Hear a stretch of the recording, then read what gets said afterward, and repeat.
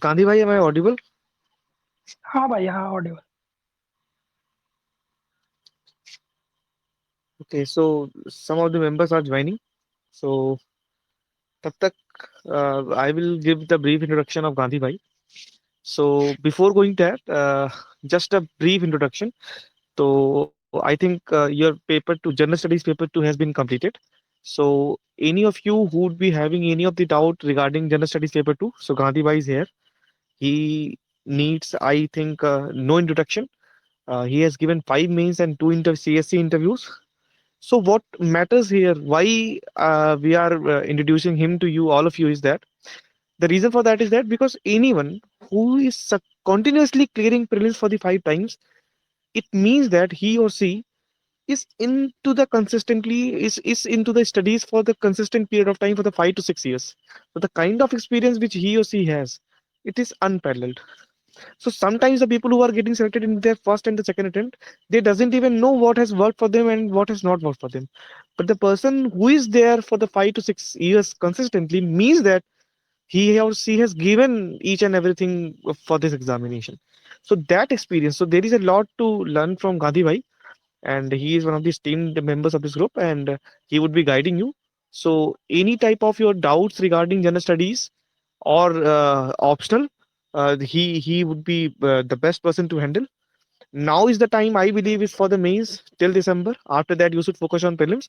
So any of the problems which you are facing, first of all, Gandhi bhai would be giving his strategy for around for some time. After that, we would take up your questions, your individual questions also. So I think we should start, Gandhi bhai. Yes भाई, हाँ, we can start. Okay, okay. आप hello लिए आप guys, करिए. Hello guys, my name is Shashank, and as he has mentioned that I have given 5 mains and 2 interviews, and I scored highest in PSIR in 2021. I had more score than Utkarsh, but I could not qualify anyhow. So that is matter of past. Let's start. We can divide this into two parts. First, I'll talk with my strategy and my experience and with my limited knowledge what I have improved. And second part, you can ask any type of question. You cannot. So start कर सकते हैं. So first of all, मेरा ये मानना है, in my point of view, so you should have 70 or 80 page notes for each paper, जो which you will be revising at last moment. Exams, mains exam will be भाई बहुत continuously होता है, तो आपके पास बहुत छोटा नोट्स होना चाहिए, लाइक 60 to 70 पेज। और उस 60 to 70 पेज में आपके पास तकरीबन 40 टॉपिक्स होने चाहिए which are frequently repeated, getting repeated, like in GS1 they will be asking question regarding to tribal movements और पीजेंट मूवमेंट्स और गांधीयन मूवमेंट्स और women मूवमेंट्स और Dalit movements. Similarly, in geography, they will be asking certain repeated themes. So you should have at least 40 to 50 page for static topic and 30 page for dynamic topics. Like in GS2, you will be adding certain general points, certain case studies, certain data, like why do we need judicial reform? There are certain cases, like 4.2 crore cases are pending in courts. So you should have certain datas or value addition, diagrams, practice of India maps, like geography में or GS3 में you will be like drawing maps, like 10 to 15 maps you will be needing to drawing in GS2 or GS3. So कैसे आपको draw करने हैं map, उसकी आपको practice होनी चाहिए, लाइक इन भक्ति and Sufi moment you will B drawing maps, और लैंडस्लाइड में you will B dropping map, और अर्थक्वेक में ड्राइंग मैप्स। तो आपके पास वो होने चाहिए। तो हर पेपर के you should have at least 60 to 70 page notes जो लास्ट मोमेंट पे रिवीजन करना है। ठीक है, क्योंकि आपके पास उतना ही टाइम होता है, उससे ज्यादा आप रिवीजन 2-3 घंटे ही मिलते हैं मुश्किल से जिस दिन पेपर होता है, तो उसमें ज्यादा आप 70-80 पेज से ज्यादा रिवाइज कर नहीं सकते। तो आपके नोट्स वही होने चाहिए और उसमें वही पॉइंट्स होने चाहिए जो आपको सीधा पेपर में जाके डालना है, इधर उधर की बातें नहीं, सीधा you have to write in the paper. तो एक तो मेरा ये मानना है। दूसरा ये मानना है आपको हर सब्जेक्ट के कुछ जनरल पॉइंट्स रेडी करने हैं, 6-7 जनरल पॉइंट्स, क्योंकि व्हाट विल हैपन कि question will be like food processing industry or any new industry, IT industry located in here or there. So you will be having only 5 or 6 point to write. तो पर उससे 2 page या 3 page नहीं fill कर पाएंगे। तो you should have certain general points which you can use throughout the subjects, like science की बात करते हैं, साइंस में you should have certain points कि भाई इंडिया में जीडीपी का 0.6% 0.67% ही जीडीपी को जाता है, या टेक्नोलॉजिकल लैब्स है हमारे यहाँ पे। एक 2017 में इकोनॉमिक सर्वे में कीवर्ड्स आया था रेगुलेटरी कोलेस्ट्रॉल, वो which can be used anywhere and everywhere. तो आप वैसे जनरल पॉइंट्स हर सब्जेक्ट के लिए तैयार करें जो कि आप गैप्स फिल करेंगे, अपने पेजेस को फिल करेंगे। 6-7 पॉइंट आप स्पेसिफिक लिख सकते हैं मेंस में, but you will be needing certain points which will be needed. तो एक तो गांधी ये भाई, करना है आपको। मैं आपको रोकूंगा 1 मिनट के लिए। आपने बोला ये रेगुलेटरी कोलेस्ट्रॉल जैसे वर्ड आया इकोनॉमिक सर्वे 2017 में, तो वैसे ही 2017 में एक वर्ड ये वाला आया था, ये यूनिवर्सल बेसिक इनकम। तो जैसे हमने एक सोर्स बता दिया, चलो एक सोर्स इकोनॉमिक सर्वे हो गया, बाकी सोर्स क्या होंगे इस कीवर्ड्स को? और मान लीजिए जैसे अभी एग्जाम है, तो मतलब अभी मेंस निकला, तो मेंस वाले बच्चों ने अभी इसको यूज करके कहीं लिख लिया होगा, लेकिन जिसको अटेम्प्ट 2024 में देना है, 2025 में देना है, या मतलब हम कैसे इन सारे कीवर्ड्स का कलेक्शन कैसे करें? हाँ हाँ भाई, इसके बारे में बताता हूँ मैं। जैसे बहुत सारे कीवर्ड्स होते हैं, कुछ जनरल पॉइंट्स तो आपको तैयार करने हैं। बाकी दिपिन सर के नोट्स हैं जो जीएस 3, उन्होंने एक एक पेज के इकोनॉमिक सर्वे के 2015, 16, 17, 18, 19, 20 ऐसे 4-5 सालों के दिए हुए हैं। ऐसे ही आपको किसी भी इंस्टीट्यूशन का मिल जाएगा जो मैक्सिमम 1 या 2 पेज में या 3 पेज में ओनली आइडियाज मेंशन्ड है कि जीएस इकोनॉमिक सर्वे में 7 या 8 चैप्टर्स मेंशन थे, उसमें ये आइडिया थे। लाइक एक 2018 में मेंशन था कि हमको लो स्केल मैन्युफैक्चरिंग पे काम करना, jeans and apparel and leather sector पे काम करना है।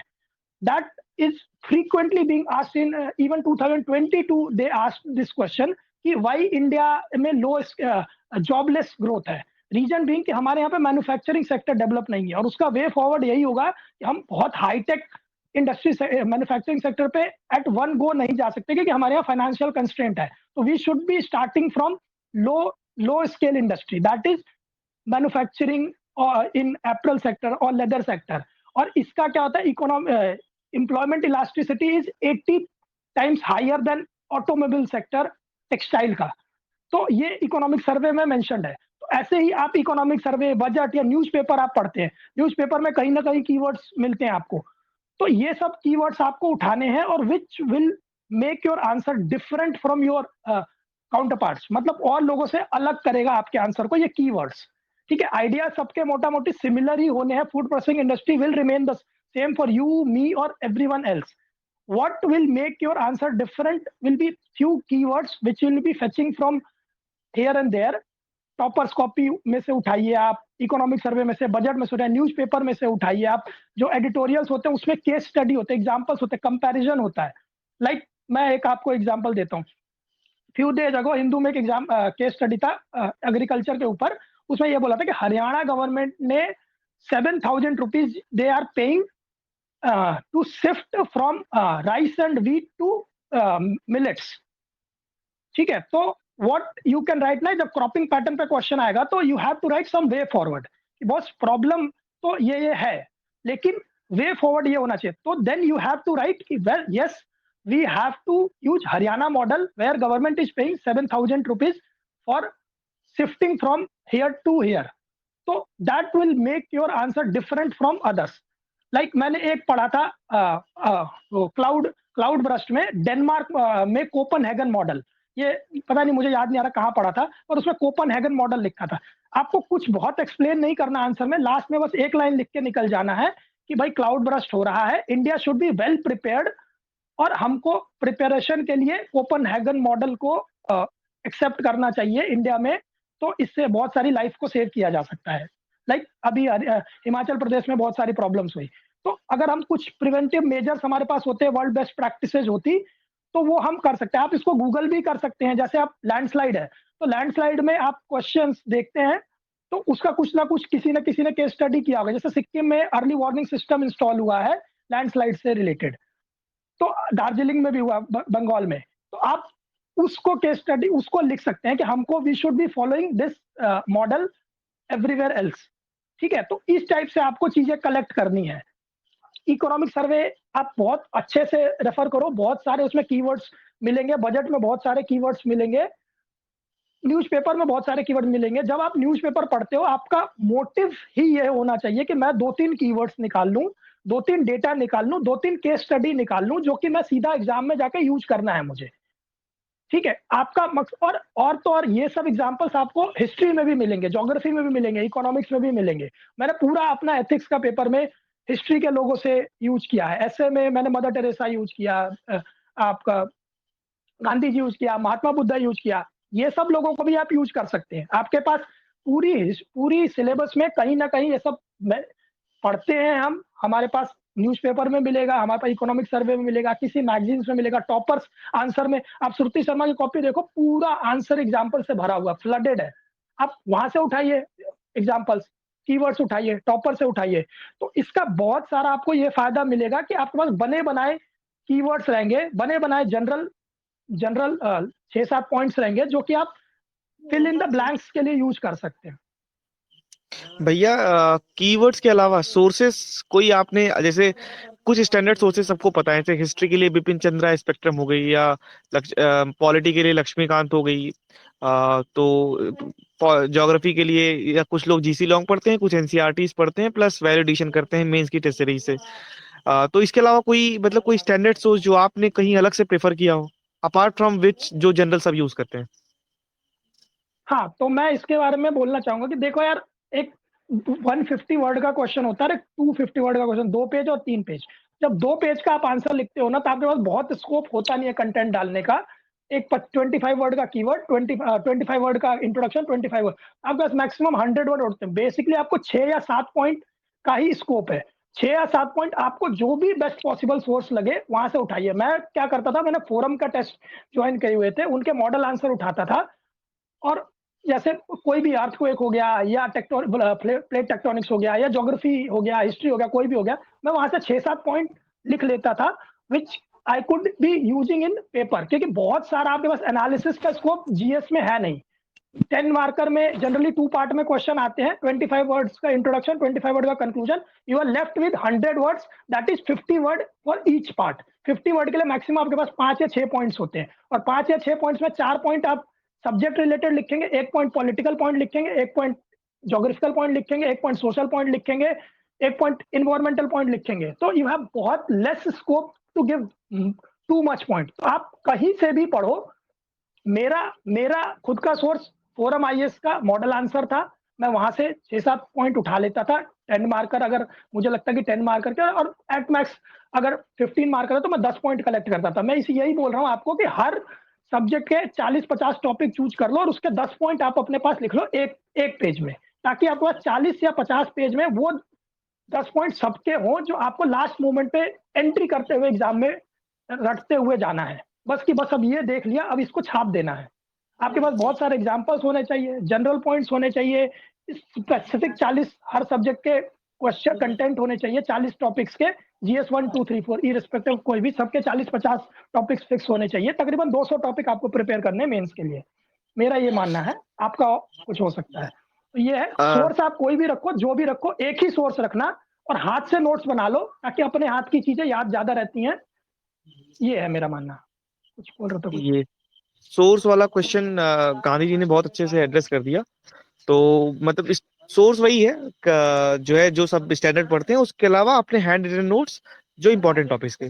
तो उसके अलावा भाई, जैसे अभी सितंबर चल रहा है, अभी जस्ट जस्ट मेंस हुआ, और आपने भी इस बार का मेंस दिया, तो उसका आगे के लिए आपको उसके लिए बधाई।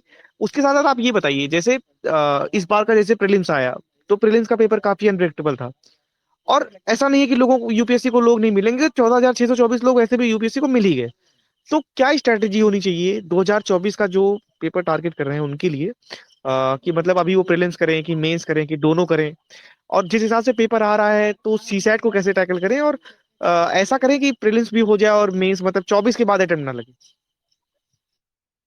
हाँ, तो इसके बारे में मैं ये कहना चाहता हूँ कि आप अभी दिसंबर तक को जैसा भी कर रहे हैं मेंस पे जाइए, मतलब जीएस प्लस ऑप्शनल दोनों ही लगा के सुबह शाम के 2 शिफ्ट में पढ़ाई करो। 5 घंटा जीएस को, 5 घंटा ऑप्शनल को, ऐसे 10 घंटे का टारगेट फिक्स कर लो, ग्रुप बना लो उसमें दोस्तों के साथ कि भाई कॉम्पीटिंग विद ईच अदर, 10 घंटा मुझे पढ़ना ही है।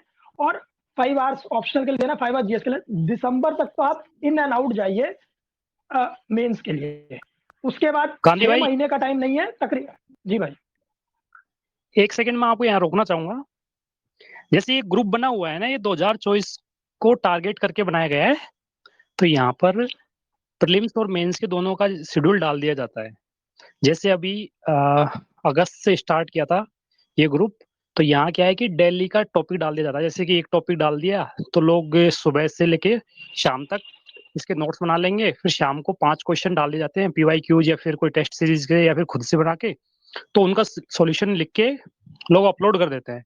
फिर उसको इवेल्युएशन करके, और फिर जो टॉपर्स है, जैसे किसी ने इंटरव्यू दे रखा है, मेंस है, काफी लोग हैं जो कोर टीम में, तो वो चेक करके और फिर वापस रिसेंड कर देते हैं। तो ये पूरा प्रोसेस चल रहा है पिछले 2 महीने से। तो इसमें GS2 कंप्लीट हो गया है और GS1 का भी स्टार्ट करेंगे। GS1 का जो स्टार्ट करेंगे, ये 6 नवंबर के आसपास GS1 का सिलेबस खत्म होने जा रहा है। तो ये पूरा प्रॉपर बना हुआ है। तो इसी हिसाब से एक और थोड़ा और आप बता देना इसमें आगे कि और कुछ करना हो कैसे। तो ये ग्रुप इसी अकॉर्डिंग है। ठीक है भाई, ठीक है। जी तो भाई। आप लोगों को पता ही है ग्रुप में बना ही हुआ है सिस्टम शेड्यूल। अब वो जैसा कि बताया भाई ने कि इतना तो है, इतना आप करिए। दिसंबर तक मेरा मानना है कि आपको फुल फ्लेजेड मेंस के लिए जाना है। अब आप शेड्यूलिंग कर लीजिए कि कब आपको ऑप्शनल पढ़ना है, कब आपको जीएस पढ़ना है। और उसके बाद 6 महीना तो नहीं है, तकरीबन 5 मंथ्स होगा। 5 मंथ आपको फुल्ली प्रीलिम्स के लिए जाना है। और प्रीलिम्स का मैं आपको स्ट्रैटेजी बताता हूँ। जो मेरी स्ट्रैटेजी है कि मैं 5 या 6 सब्जेक्ट चुन लेता था कि मैं लाइक आई विल बी मतलब reading this history, modern history, polity, economic, geography, ऐसे 5 या 6 सब्जेक्ट है जो कोर है। तो मेरा ये मानना है कि कोई भी क्वेश्चन आएगा, 40 क्वेश्चन तो यहाँ से आएंगे ही।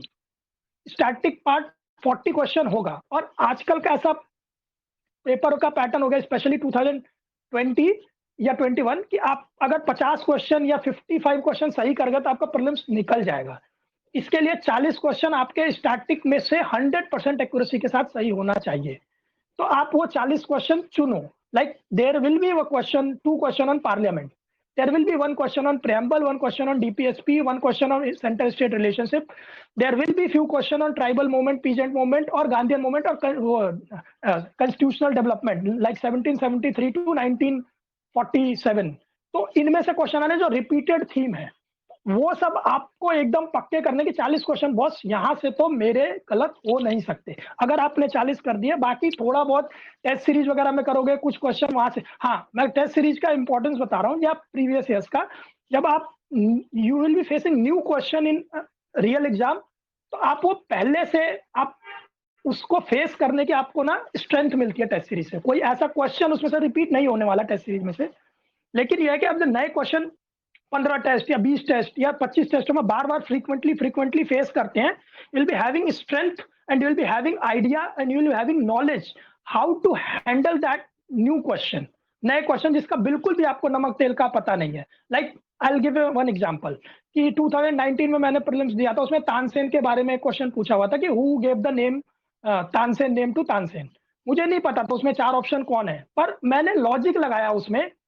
तो मुझे लगा कि यार अकबर ने दिया होता तो, अकबर तो बहुत ही फेमस आदमी है, अकबर ने कुछ किया होता तो हमको जरूर पता होता, हमने पढ़ा है। ये सब आइडिया आपको तभी लगेगा जब बार बार टेस्ट सीरीज या पीवाईक्यूज को सॉल्व करेंगे कि भाई यूपीएससी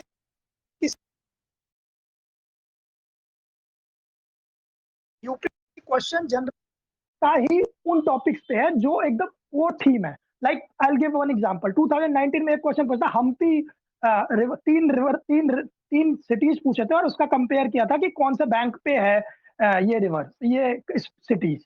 उसमें एक हम्पी रिवर था और उसके आगे कोई प्राणहिता समथिंग रिवर दिया हुआ था। जबकि वो हमको पता होना चाहिए कि Hampi is one of the most important city of medieval India, जिसमें विजयनगर एम्पायर का रूल हुआ था। और Vijayanagar empire one of the most important topics. तो हमको हम्पी के बारे में पता होना चाहिए। बाकी 2 रिवर के बारे में आपको नहीं पता होता तो काम चल जाता, लेकिन हम्पी के बारे में पता होना चाहिए। यूपीएससी हमेशा उसी थीम पे क्वेश्चन पूछेगा जो मोस्ट इंपॉर्टेंट थीम है।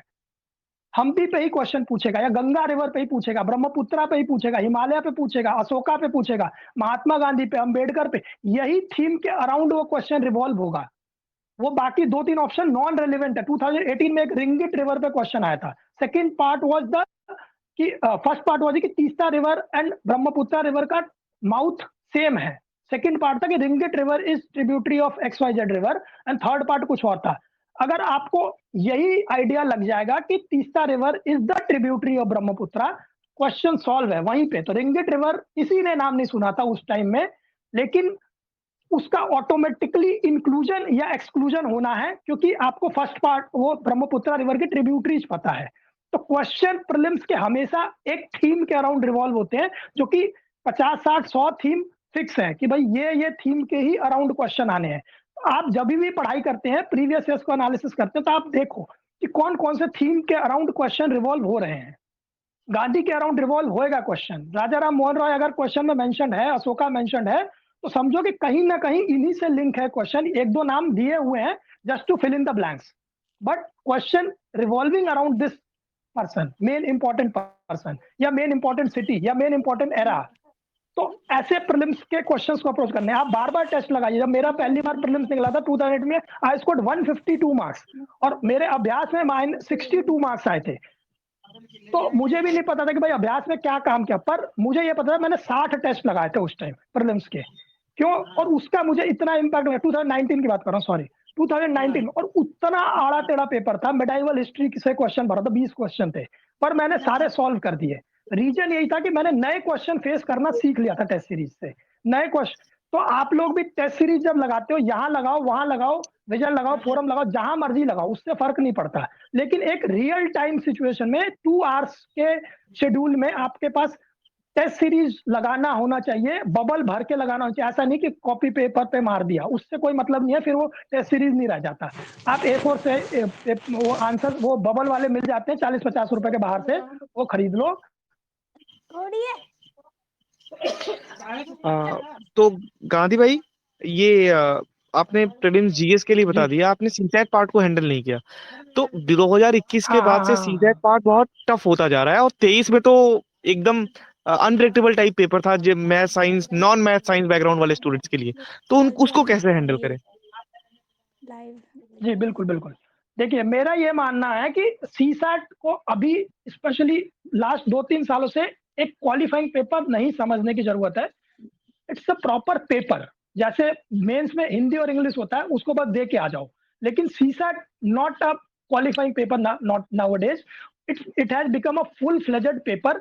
जितना फोकस आपको सुबह के पेपर पे देना है, उतना तो नहीं, फिर भी उसका 50-60% आपको सेकंड पेपर पे देना पड़ेगा। आप जो मेंस में प्रैक्टिस कर रहे हैं, जीएस में प्रैक्टिस कर रहे हैं पेपर 1 में, सुबह वाले पेपर में, सेम प्रैक्टिस आपको पेपर 2 में करना है। एक दिन बैठो, 4-5 साल 6 सालों का पेपर पकड़ो। थीम्स हैं जो आते हैं, जैसे इस बार ABCDEFGH ऐसे करके आया था, और उसमें पूछा था 100 वर्ड कौन सा है, या 9 जो भी वर्ड है। ये क्वेश्चन फ्रीक्वेंटली रिपीट हो रहे हैं। 2018 में भी आया है, 19 में भी आया, 20 में भी आया। एक क्वेश्चन और रिपीट हो रहा है कि ये इतने सारे पेजेस हैं, इसका टोटल सम 1000 है, इसमें एक पेज गायब है, तो बताओ कौन सा पेज है। ऐसे क्वेश्चन रिपीट हो रहे हैं सेम थीम पे, वर्क इन पे क्वेश्चन रिपीट हो रहे हैं, ये ब्लड रिलेशन पे क्वेश्चन रिपीट हो रहे हैं, नॉर्थ साउथ पे क्वेश्चन रिपीट हो रहे हैं। आप थीम पकड़ो, ऐसे ही जैसे जीएस में थीम पकड़ते हो, 50-60 थीम है, इनके अराउंड क्वेश्चन रिवॉल्व होगा। ऐसे ही सीसैट में भी कुछ थीम्स हैं जो आने हैं। 10 क्वेश्चन आपको मैथमेटिक्स में थीम्स पे मिलेंगे, 10 क्वेश्चन सिमिलरली रीजनिंग में थीम्स पे मिलेंगे। पेपर मुश्किल हो, आसान हो, 2023 का हो, 2014 का हो, 10 क्वेश्चन तो मिनिमम आपको कहीं ना कहीं से PYQ से हेल्प लगने ही लगने हैं। ठीक है। सिमिलरली आप पैसेज पे आइए। इस बार तो पैसेज फिर भी बहुत आसान था। मेरा ये मानना है कि 2022-21 में पैसेज बहुत टफ हुआ करते थे। 2023 में अगर मैथमेटिक्स मुश्किल किया तो इंग्लिश आसान करके कंपनसेट किया है। अगर आप कहीं भी इंटरनेट पे किसी को सॉल्व करने का तरीका देखो कि पैसेज सॉल्व करना कैसे है, और 2023 का मत देखो आंसर की नहीं आया है तो कोई कुछ भी बोलता है। 2021-2 जिनके आंसर की है उनके साथ आप मैच करके देखो कि बहुत रियल अप्रोच क्या है।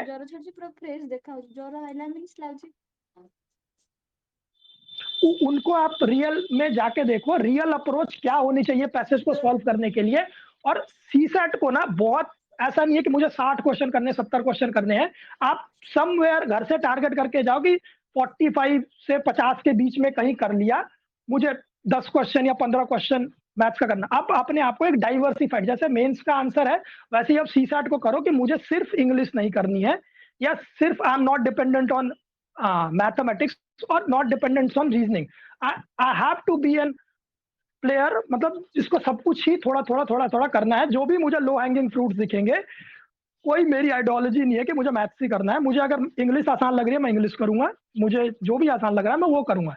तो ऐसे ही आपको ना 25-30 क्वेश्चन तो आपको पीवाईक्यू के हेल्प से मिलेंगे, तो वो आप मेक श्योर करो। बाकी थीम्स पकड़ो कि देखो कौन से थीम पे मैटर। इस बार नंबर सिस्टम पे बहुत सारे क्वेश्चन आए, थोड़ा बहुत कहीं इंटरनेट से वीडियो लेक्चर देख लो, रोज 10-10 मिनट 15-15 मिनट भी देखोगे तो मोर देन एनफ है। एक बार में आपको फुल फ्लेजेड सीसैट के लिए जाने की जरूरत नहीं है। रोज 10 मिनट, आधा घंटा, 15 मिनट, जैसे भी आपकी टाइम का मतलब वो है, उसके अकॉर्डिंगली आधा आधा घंटा रोज सीसैट को देते रहो। अभी से एक बार फ्लो में आ जाएंगे ना, तो आपका मैथमेटिक्स गलत नहीं होगा। मैथमेटिक्स गलत तभी होगा, रीजनिंग तभी गलत होगा जब आप उसको डायरेक्टली एग्जाम में जाके टच करते हैं। आप कंटिन्यूटी में नहीं है तो साइंस का जो भी डेटा सिस्टम वाले क्वेश्चन है हमेशा गलत होंगे अगर आप उसको कंटिन्यूटी प्रैक्टिस में नहीं। साइंस का कोई भी पेपर में, मैथ्स का कोई भी पेपर में, रीजनिंग है, जहां भी फैक्ट्स है, डेटा है, वहां पे सही तभी होगा जब आप कंटिन्यूटी में हैं। तो प्रॉब्लम इस बार ये हो रही है कि mostly people are taking CSAT as a light, कि हाँ चलो ठीक है यार क्वालिफाइंग पेपर ही है, 66 मार्क्स ही तो लाने हैं, ला देंगे। उसके लिए बहुत ज्यादा कंटिन्यूटी में नहीं रहते और सीधा जाके पेपर में मैथमेटिक्स सॉल्व करने लग जाते हैं, जो कि गलत हो जाता है। कंटिन्यूटी में रहो, अभी से नहीं तो जनवरी से, फरवरी से कभी भी आधा आधा घंटा रोज देना शुरू करना। इंग्लिश भी देना, रीजनिंग भी देना, मैथ भी देना, क्योंकि देखो पेपर अनप्रेडिक्टेबल आएगा, प्रेडिक्टेबल आएगा, किसी को नहीं पता। आप अपनी प्रिपरेशन तो वैसे ही करोगे ना जैसी ट्रेडिशनल प्रिपरेशन है, उसके लिए आप कुछ बहुत ज्यादा बदलाव तो कर नहीं सकते हो भाई। पेपर तो कुछ भी दे सकते हैं यूपीएससी, लेकिन आप तो सिलेबस में जो चीजें हैं, प्रीवियस ईयर्स में जो चीजें, उसी के अकॉर्डिंगली प्रिपेयर करेंगे। तो आपका मकसद यही होना चाहिए कि बॉस मैंने ये थीम 40-50 थीम है जो जीएस, रीजनिंग में, मैथ्स में या इंग्लिश में आनी है, मैं इतने पे काम करने वाली हूँ, करने वाला हूँ। बस मेरा ये एजेंडा है। बाकी सब कुछ तो ऊपर वाले के हाथ में भी है यार। यूपीएससी में वही है, 40% strategy, 40% hard work, 20% almighty to God. ठीक है ना, हमारे हाथ में बहुत कुछ यूपीएससी में नहीं होता है। कभी कभी इंटरव्यू में कोई खराब पैनल मिल गया, कभी कभी एसए में कम मार्क्स मिल गया, कभी कभी स्केलिंग हो जाती है ऑप्शनल में, तो बहुत सारी चीजें किस्मत पे भी छोड़नी पड़ती है यूपीएससी में। आप अपना बेस्ट प्रीवियस ईयर्स के पेपर को देख के एनालाइज कर सकते हैं कि बॉस मैं ये पढ़ रहा हूँ तो क्या मैं प्रीवियस ईयर्स के क्वेश्चन को सॉल्व करने में कैपेबल हूँ कि नहीं हूँ।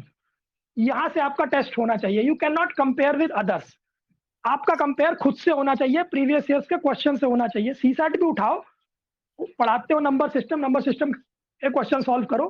पैसेज के बारे में थोड़ा सा कहीं से गाइडेंस लगता है, पढ़ते हो, पैसेज सॉल्व करके देखो। आपका माइंड ऐसे अकस्टम्ड होना चाहिए कि आप यूपीएससी की चीजों को सॉल्व कर पा रहे हैं, तो वो सीसैट में भी काम करेगा, जीएस में भी काम करेगा, मेंस में भी काम करेगा और हर जगह काम करेगा। स्ट्रैटेजी कोई फुल प्रूफ किसी की भी स्ट्रैटेजी नहीं है, बस कोई भी पास हो सकता है। आईआईटी भी फेल हो रहे हैं, आईएम भी फेल हो रहे हैं सीसैट में, तो कुछ नहीं कह सकते हो। पर आप 40-50 थीम, बहुत ही मतलब ऊपर ऊपर से बोल रहा हूँ, 40-50 थीम कर लो, उसको बार बार प्रैक्टिस करो। इंटरनेट के थ्रू, गूगल के थ्रू, विजन के टेस्ट सीरीज मिल रहे हैं आजकल तो सीसैट के, तो वो भी है। यूट्यूब से वीडियो हैं लोगों के, उनसे कर सकते हो। लोगों ने प्रीवियस ईयर्स को पूरा पूरा मैथमेटिक्स सॉल्व करा रखा है, मैंने बहुत बार देखा है। 21 के किसी ने मैथ्स और रीजनिंग सॉल्व करा रखी है पेपर पे, मतलब ब्लैक बोर्ड पे, तो वो भी कर सकते हो आप। तो ये तरीका हो सकता है सीसैट का। सो आप लोगों को अब कुछ पूछना तो? हाँ वही डाउट ले लेते हैं। सो अगर किसी को कुछ कोई क्वेश्चंस पूछने हैं तो आप माइक ऑफ करके बोल दो या ग्रुप में टाइप कर दो। तो ग्रुप वाले में एक दो क्वेश्चंस हैं कि at ancient medieval old NCERT और तमिलनाडु एनसीईआरटी। ये तो यार गांधी आप पे डिपेंड करता है, जो आप हाँ जी भाई। मैं वही कह रहा था, मतलब मैं पढ़ रहा हूँ, आप बताइए बताइए। हाँ, मेरा यही कहना है कि आप जो भी देखो, कोई ना बेसिक सोर्स नहीं है यूपीएससी का। यूपीएससी ने कुछ डिसाइड डिफाइन तो किया नहीं है। आपको जो कंफर्टेबल लगता है वो कर लो। लोग ओल्ड एनसीईआरटी पढ़ते हैं, न्यू एनसीईआरटी पढ़ रहे हैं, और तमिलनाडु एनसीईआरटी पढ़ते हैं, सभी लोगों ने सही भी किया है, गलत भी किया है। It depends on you, not the source. साफ सीधी बात है, सब लोग स्पेक्ट्रम पढ़ रहे हैं, सब लोग लक्ष्मीकांत पढ़ रहे हैं, लेकिन पास तो सिर्फ उतने ही हो रहे हैं। तो सोर्स नहीं डिसाइड करेगा आपका प्रिपरेशन, ये आप डिसाइड करोगे। आपको जो भी अच्छा लग रहा है वो पढ़ो, कुछ नहीं है। मेरे पास तो आज तक ना स्पेक्ट्रम पढ़ी है जिंदगी में, कभी खरीदी नहीं, ना मैंने आज तक कभी ओल्ड एनसीईआरटी खरीदी है। मैं क्या बोलूँ किसी को, मैंने रेडी रेकनर से पढ़ी है 70 पेज की नोट्स। तो फिर भी मेरा ये मानना है, आपको जो ठीक लगता है, जो भी आसान लगता है, लैंग्वेज की बात है, बस ये है कि मेंस और प्रीलिम्स दोनों का इंटीग्रेटेड प्रिपरेशन करोगे, that will be beneficial for you. Like जब स्तूपा पढ़ते हो तो आपके उसके एक एक कॉम्पोनेंट्स पढ़ने, क्योंकि मेंस में स्तूपा के कॉम्पोनेंट्स पे क्वेश्चन आता है, डायग्राम्स बनाने को आता है स्तूपा का, बहुत सारे स्पेसेस में स्तूपा है, वो सब वो प्रीलिम्स में यूज हो जाएगा आपका। वो पूछ सकता है कि भाई कौन सा ये सब स्तूपा मैच द फॉलोइंग, आजकल कुछ भी पूछ ले रहा है। तो इंटीग्रेटेड वे में पढ़ाई करना, सोर्स कोई भी रखो, हाथ से बना लो, मतलब कहीं से भी मल्टीपल सोर्सेज ले लो, इंटरनेट से ले लो, विजन के मॉडल आंसर, फोरम के मॉडल आंसर, तमिलनाडु बोर्ड, एक मॉडल, एक अपने लिए 30-40 पेज का नोट्स बना लो, जो कि आपके हाथ से बनाओ, खुद आप बार बार पढ़ पाओ। बार बार बुक में जाने का कोई मतलब है नहीं। गांधी भाई, दो क्वेश्चन है। एक क्वेश्चन है कि करंट अफेयर्स कैसे करें, क्या न्यूज़पेपर पढ़ना जरूरी है, आप छोड़ सकते हैं? और दूसरा अभी आया है कि आर्ट एंड कल्चर को कॉम्प्रिहेंसिवली कैसे करें? तो मैं न्यूज़पेपर के बारे में पहले बोलना चाहता हूँ। न्यूज़पेपर बहुत जरूरी है, लेकिन न्यूज़पेपर पढ़ने का तरीका उससे भी ज्यादा जरूरी है। न्यूज़पेपर पढ़ने का तरीका ये है कि एक तो वो पेज आता है एक्सप्लेन्ड पेज, हिंदू या इंडियन एक्सप्रेस में, तो एक आध टॉपिक तो आपको फुल डिटेल में आपको पता होना चाहिए। यूसीसी पे एक्सप्लेन्ड आ गया किसी दिन, यूनिफॉर्म सिविल कोड पे, या F414 पे आ गया, वो तो आपको डिटेलिंग में पढ़ना, एक टॉपिक डेली। बाकी न्यूज़पेपर का क्या करना, आपको हर जो भी एडिटोरियल पढ़ते हो या कुछ भी न्यूज पढ़ते हो, आपका उसमें मोटिव ये होना चाहिए कि ये बॉस मेरा सिलेबस है, ये क्वेश्चन मेरे मेंस में आते हैं, इसमें मैं कोई एग्जांपल डालूंगा तो मुझे इस आर्टिकल से एक डेटा मिलना चाहिए, एक एग्जांपल मिलना चाहिए, एक केस स्टडी मिलनी चाहिए, एक दो प्रॉब्लम्स मिलनी चाहिए, एक दो सोल्यूशन मिलने चाहिए, वे फॉरवर्ड।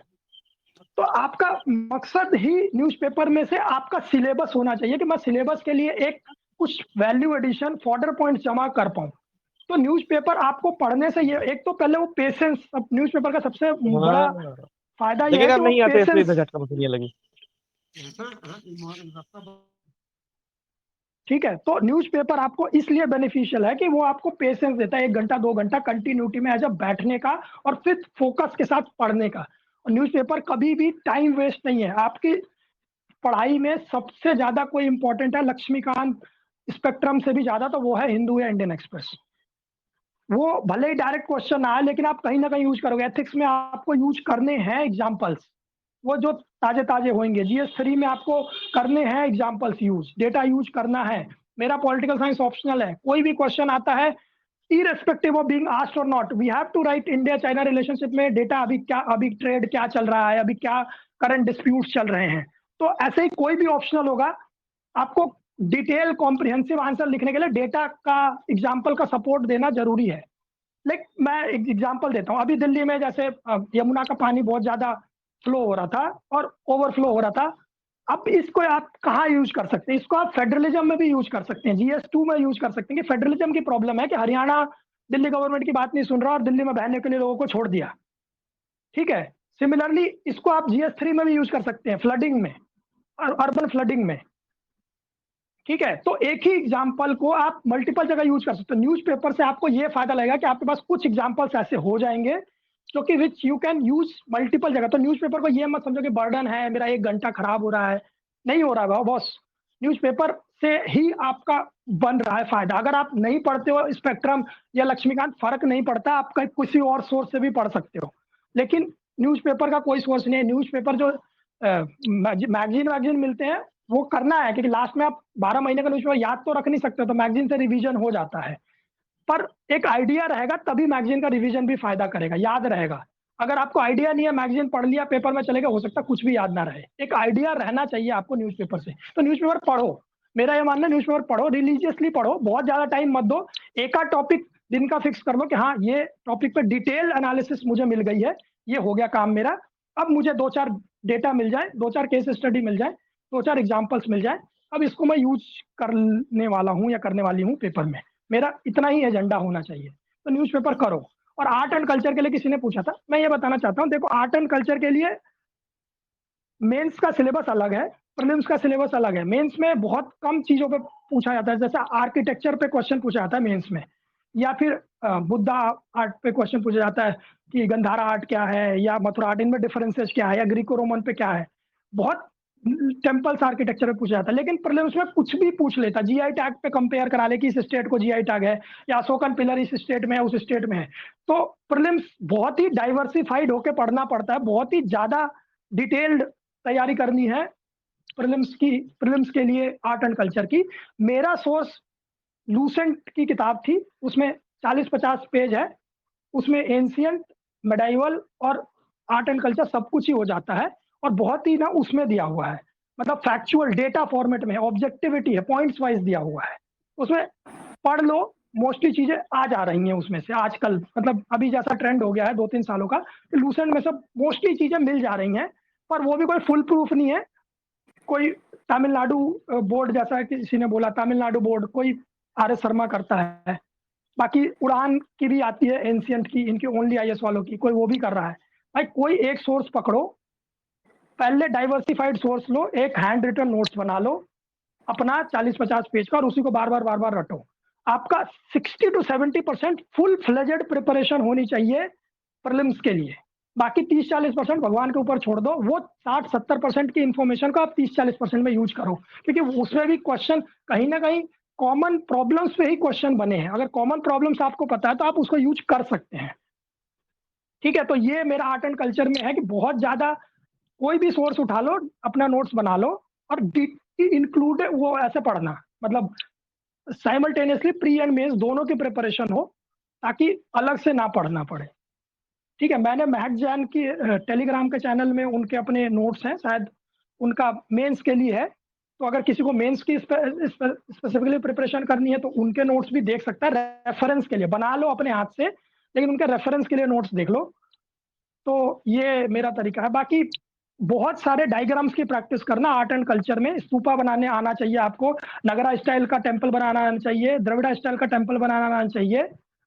ठीक है, ऐसे ही, मतलब क्योंकि उसमें बहुत सारे पॉइंट्स आपके पास होते नहीं है। ठीक है, तो इसमें डायग्राम्स के थ्रू आप थोड़े पेज भर सकते हैं। ठीक है, मेंस के लिए ऐसे ही मैं आपको कुछ ब्लूप्रिंट्स बताता हूँ आर्ट एंड कल्चर के। जैसे एक 2019 में क्वेश्चन आया था पाला आर्ट पे, मुझे नहीं पता था पाला आर्ट क्या होता है। मैं ऐसे ही मतलब दुखी था थोड़ा, तो किसी से बात किया तो उसने बोला कि बॉस देखो ब्लूप्रिंट बना लो किसी भी डायनेस्टी का, उसका यही आंसर होना है। एक कौन सा एज पे टाइम पीरियड है, जैसे पाला आर्ट 7 to 8 सेंचुरी के आसपास था, कौन से रीजन में है, तो भाई ईस्ट इंडिया के तरफ था। तो ऐसे कोई भी डायनेस्टी बना लो, जैसे अगर गुप्ता पे आएगा तो आपको पता होना चाहिए कि भाई 3rd century 4th century AD के आसपास है, कौन से एरिया में है, तो नॉर्दर्न गंगा रिवर बेल्ट में है वो। और कुछ इंपॉर्टेंट वो सोशोलॉजिकल क्या फॉलो करते हैं, उनका रिलीजन क्या है, या उनका इकोनॉमिक्स क्या है, ट्रेड क्या है। तो ऐसे ही 5-6 जो भी सिलेबस आपका है, सोसाइटी, इकोनॉमिक्स, ज्योग्राफी, पॉलिटी, ऐसे ही सभी डायनेस्टी का ब्लूप्रिंट बना, सिर्फ फिल इन द ब्लैंक्स भरना है। क्वेश्चन कुछ भी आएगा, आपको सिर्फ फिल इन द ब्लैंक्स भरने को रह जाएगा मेंस के पेपरों में। ठीक है, तो ये आपका वो होना चाहिए, कुछ हार्ड एंड फास्ट नहीं है, लेकिन अपनी तरफ से ये कर सकते हैं। अगर आता है आपको आंसर तो आप लिख दो, नहीं आता तो क्या करोगे। तो ये जनरल चीजें होनी है कुछ, जो कि आपको फिल इन द ब्लैंक्स की तरह यूज करना है। ये हर जगह यूज होता है, किसी भी पेपर में, जीएस 1 2 3 4 एक ब्लूप्रिंट बना लो कि बॉस मुझे पॉलिटिक आंसर ये चीजों में लिखना है, बस इसमें फिल इन द ब्लैंक्स करते रहेंगे। इंडिया जापान का रिलेशन है, मुझे बायलैटरल में 2-4 पॉइंट्स भर देने हैं, रीजनल में 2-4 पॉइंट्स भर देने हैं, और ग्लोबल ग्रुपिंग्स में 2-4 पॉइंट्स भर देने हैं, 7-8 पॉइंट हो गए, बात खत्म। अगर आता है तो आता है, नहीं आता तो ये तरीका है। तो आप मेंस के लिए ऐसे कर सकते हैं, बाकी स्पेसिफिक आता है तो ऑब्वियसली स्पेसिफिक लिखिए। तो ये है मेरा आर्ट एंड कल्चर के लिए, और कुछ टॉपिक्स हैं तो बोलिए।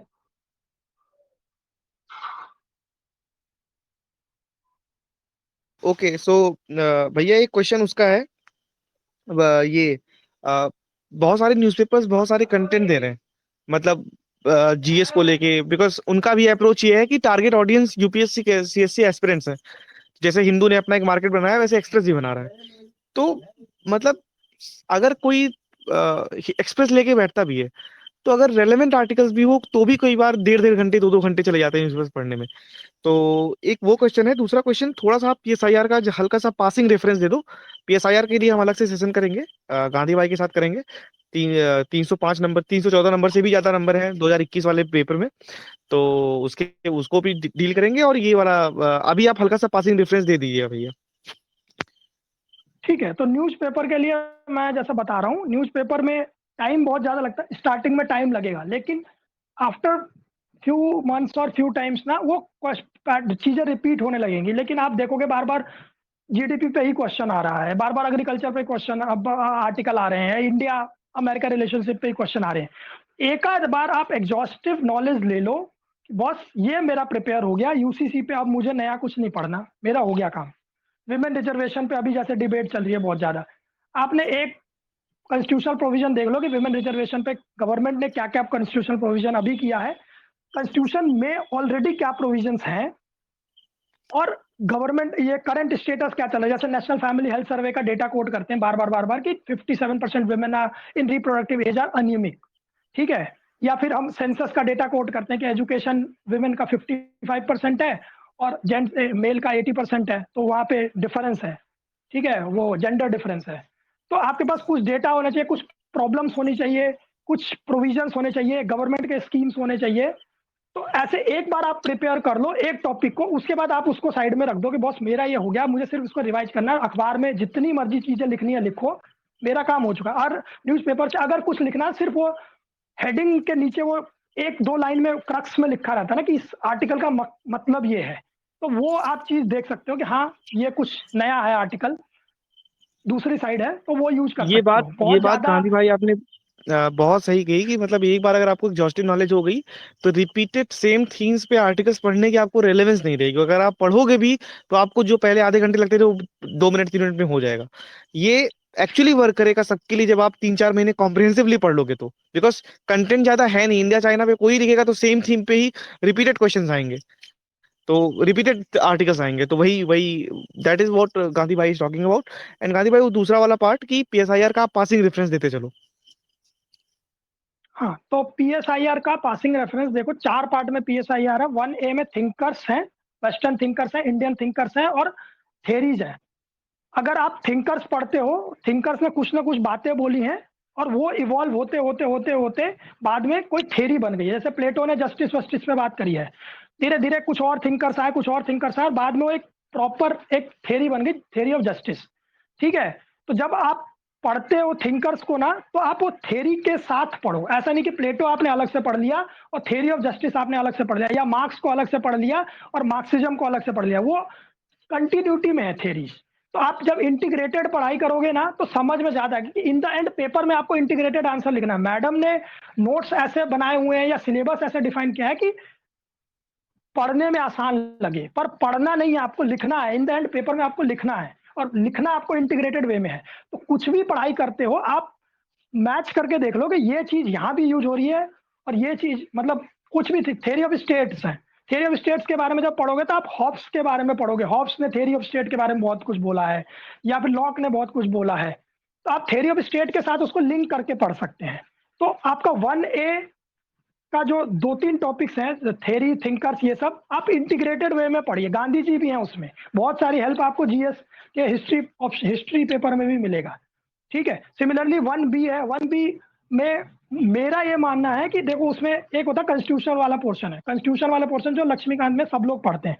कुछ चीजें स्पेसिफिक टू पॉलिटिकल साइंस, जैसे पार्टी सिस्टम है, या फिर कोलिशन पार्टी है, सेकुलरिज्म है, रीजनलिज्म है, ये सब स्पेसिफिक टू पॉलिटिकल साइंस है, क्योंकि इसमें पॉलिटिकल साइंस के स्कॉलर्स वगैरह को बहुत यूज करते हैं। इनकी वेटेज ज्यादा है कंपेयर टू कॉन्स्टिट्यूशन वाले क्वेश्चन की।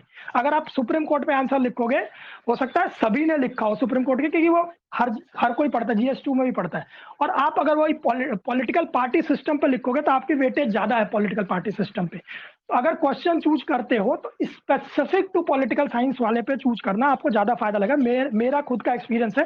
बाकी यूपीएससी में क्या काम करते हैं किसी को पता तो है नहीं, पर हाँ अपनी लिमिटेड नॉलेज से मैं ये बता रहा हूँ कि कोई भी सब्जेक्ट ऑप्शनल कोई भी हो, नॉट ओनली पॉलिटिकल साइंस, सभी में उस सब ऑप्शनल से स्पेसिफिक क्वेश्चन अगर आप चूज करते हो तो उसकी वेटेज ज्यादा है कंपेयर टू जनरल जो जीएस से मैच करती हूँ चीजें। तो ये आपके लिए GS 2 में है, ऑप्शनल 2 में। और 2A में जो भी पढ़ते हो खूब सारे IR की थेरीज है, interdependence, realism, liberalism, Marxism, feminism, और ये बहुत सारी थेरीज हैं। इनको आप पढ़िए, मैडम के नोट्स में बहुत ही अच्छे से लिखे हुए और बहुत ज़्यादा नहीं है ये, लेकिन ऐसा पढ़ना और शॉर्ट नोट्स ऐसे ऐसे बनाते रहना कि इसको रिवाइज करने के लिए आपके पास छोटे से छोटा हो जाए, 70-80 पेज का एक सेक्शन हो जाए, तो लास्ट मोमेंट पे आप रिवीजन, कोई भी पूरी यूपीएससी की जर्नी में आपका मकसद ये होना चाहिए कि मेरे नोट्स छोटे से छोटा हो, जाकि जो मैं एग्जाम में घुसूं तो फटाफट 2-3 रिवीजन मार के तब मैं घुस जाऊं, तो एकदम ताजा ताजा रहेगा। अगर आप कोई भी चीज 8:30 बजे पढ़ के घुसेंगे 9 बजे लिखने, तो आप भूल ही नहीं सकते, वो आप लिख दोगे पेपर में। 8 बजे पढ़ी हुई चीज भूलोगे ही नहीं, लेकिन अगर रात को 8 बजे पढ़ी हुई चीज आप भूल सकते हो। तो आप छोटे नोट्स रहेंगे तभी आप 8-8:30 बजे तक रिवाइज करते रहेंगे। तो कोई भी पेपर पढ़ो, बाकी 2B तो सबको पता है कि IR है। 2A में जो थेरी एक पढ़ो।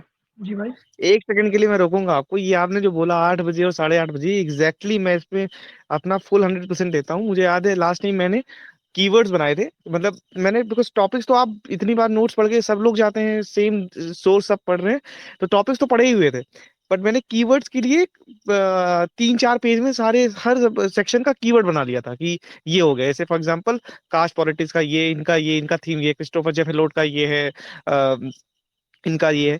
तो पेपर में घुसते टाइम, हॉल के टाइम पे मेरे पास वो 2 पेज था, केवल वो 2 पेज रखते हुए मैंने वो रखा, बाहर बैग में वो 2 पेज डाला। जैसे ही क्वेश्चन पेपर मिला, हाँ इस क्वेश्चन में ये टॉपिक लिख दूंगा, इस क्वेश्चन को उसको उसको वहीं पे लिख दिया। उसके बाद उसको क्वेश्चन में यूज कर लिया, and that actually work for me and rewarded me with good marks.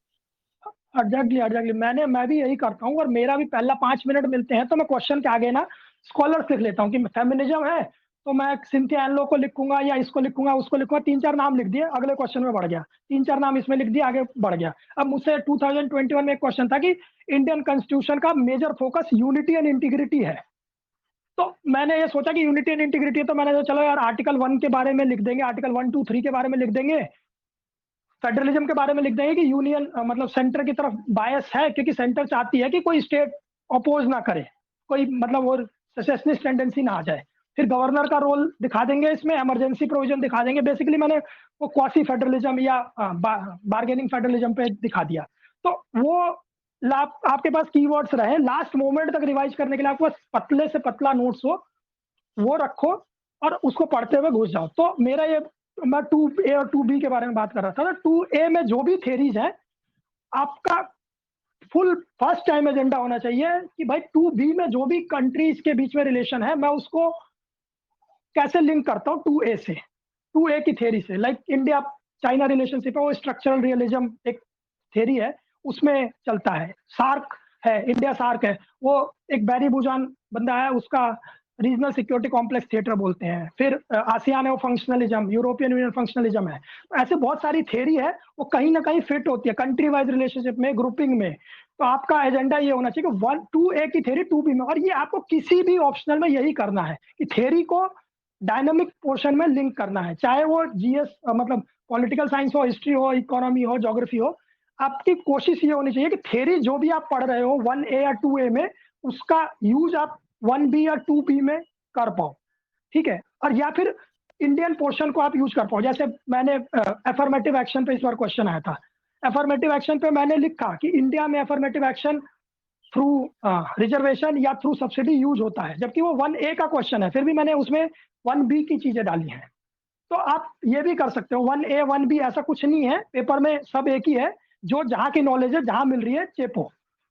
Integrated वे में पढ़ने का यही फायदा है।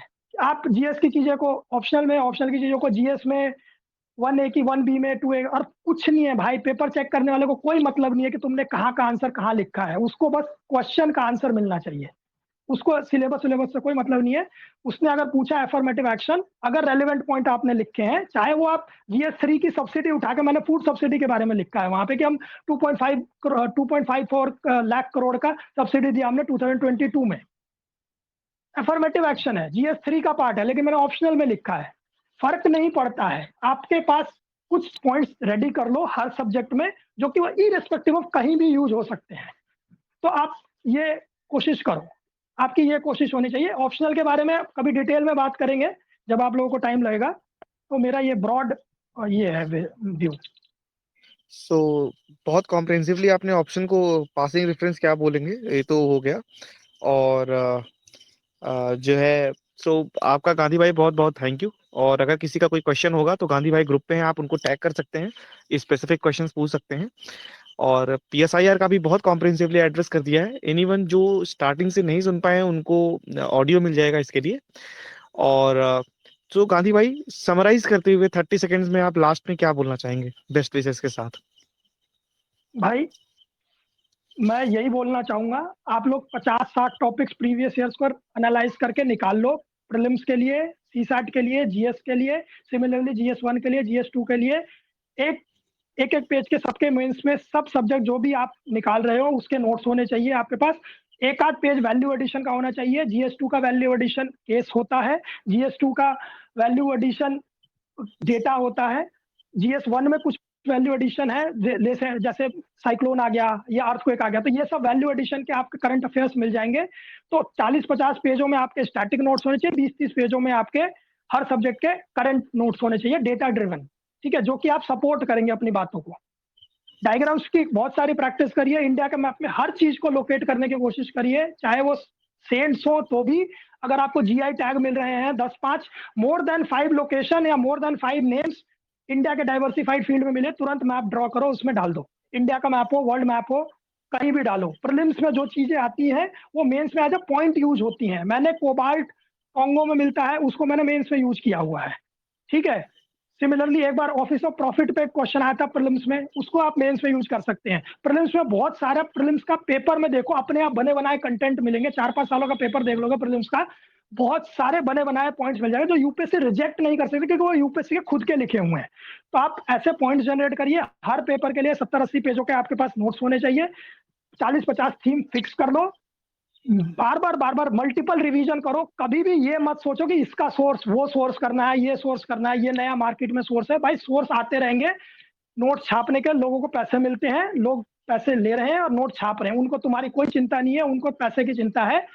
तो इसलिए नोट्स के पीछे मत भागो, अपने नोट्स बना लो। एक एक पेपर बनाने में बहुत ज्यादा टाइम लगना नहीं, 20-20, 25-25 दिन लगेंगे, वो कर लो, यही है। और टेस्ट लगाओ, प्रीवियस ईयर्स के खूब सारे पेपर लगाओ, टेस्ट लगाओ, किसी पे भरोसा मत करो, कोई नहीं, सिर्फ यूपीएससी का सिलेबस, यूपीएससी का टेस्ट, बहुत से बहुत टेस्ट, बहुत सारी चीजें लगाओ, लेकिन रियल टाइम में लगाओ, 2 घंटे में लगाओ या 3 घंटे में टेस्ट लिखो। वही इन द एंड पेपर में आप कितनी भी नॉलेज रख लो, आपको इवेल्युएटर को लिख के ही दिखाना है या बबल मार के ही दिखाना है, नॉलेज का कुछ नहीं करना है, ठीक है। बहुत सारे लोग आईआईटी आईएम के हैं, लोग नहीं निकल रहा उनका पेपर, एम्स के हैं नहीं निकल रहा paper. Real being reason being कि वो अपना वो इनपुट 3 घंटे में या 2 घंटे में दे नहीं पाते, प्रेशर को झेल नहीं पाते हैं। तो आपका मकसद ये होना चाहिए कि मैं 2 घंटे में ज्यादा से ज्यादा क्वेश्चन सॉल्व करूं, 80, 85, 90।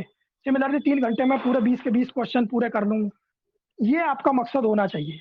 मेरा इतना ही मानना है, मेरी इतनी स्ट्रैटेजी है, इससे ज्यादा मेरी भी कुछ स्ट्रैटेजी है नहीं, तो मैं इतना ही कहूंगा, ठीक है। ऑल द बेस्ट, जियो जिंदगी, पढ़ो, बस यही है। न्यूज़पेपर बर्डन नहीं है, न्यूज़पेपर ही आपका सबसे माई बाप है। इसमें माँ बाप के अलावा अगर कोई दूसरा माई बाप है तो न्यूज़पेपर ही है, ठीक है। All the best. Okay okay, so Gandhi भाई बहुत बहुत आपका धन्यवाद। बहुत कॉम्प्रिहेंसिवली आपने एड्रेस किया और आपकी जिंदा दिली के लिए हम आपको बहुत बहुत बधाई। और इस बार आप मीन्स निकालिए और अपने सक्सेस पे पहुंचिए, उसके लिए आपको बधाई। और आपको इस सब की ऑडियो मिल जाएगी। और हमसे जुड़ने के लिए बहुत बहुत धन्यवाद। All the best.